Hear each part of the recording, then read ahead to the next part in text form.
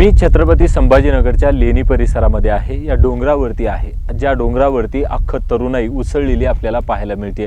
छत्रपती संभाजीनगरची झेंजी माझ्या मागे दिसणाऱ्या या चित्रासाठी या ठिकाणी पोहोचते आहे आणि जवळपास 10 लाखांपेक्षा जास्त रील्स या ठिकाणी बनलेले आहेत। हेच वंट्री आहे, ज्या वंट्री जवळ रील्स काढण्यासाठी छत्रपती संभाजीनगरची तरुणाई मोठी गर्दी करत होती।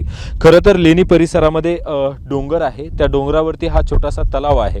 या तलावामध्ये जेव्हा पाणी साचायचं त्यावेळेस हेच ट्री म्हणजे काटेरी बाभळीचं झाड आहे आणि हे झाडाचं प्रतिबिंब या तलावामध्ये पडायचं, त्या पाण्यामध्ये त्या झाडाचं प्रतिबिंब दिसायचं।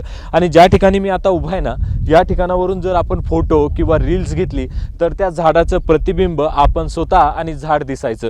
त्यामुळं अतिशय उत्कृष्ट तो संपूर्ण नजारा असायचा आणि त्यामुळं खरं तर तरुणी आणि तरुणाईला सर्वच तरुणाईला या झाडाने भुरळ पाडली होती।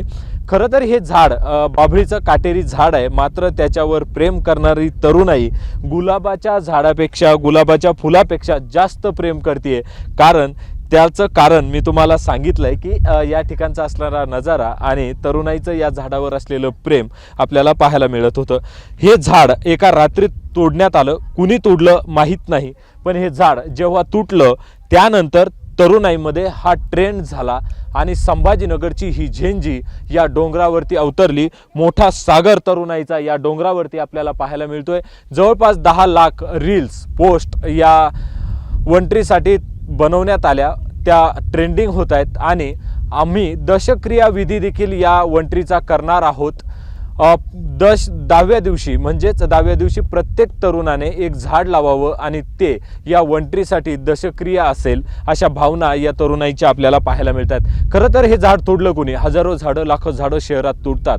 हे एक झाड तोडणाऱ्याचा तपास सुरू असला तरी एक झाड तोडणाऱ्यावर गुन्हा दाखल होईल का आणि त्याच्यावर काय कारवाई होईल असे अनेक प्रश्न उपस्थित होत आहेत। मात्र हीच तरुणाई आपल्या फोटोसाठी एक झाड तुटलं म्हणून एवढ्या मोठ्या प्रमाणात रील बनवत असेल, आपल्या भावना व्यक्त करत असेल, तीच तरुणाई शहरामध्ये तुटणारे हजारो झाडं आणि परिणामी मराठवाड्यामध्ये लाखो तुटणाऱ्या झाडांबद्दल का आपल्या भावना व्यक्त करत नाही असा देखील प्रश्न आहे।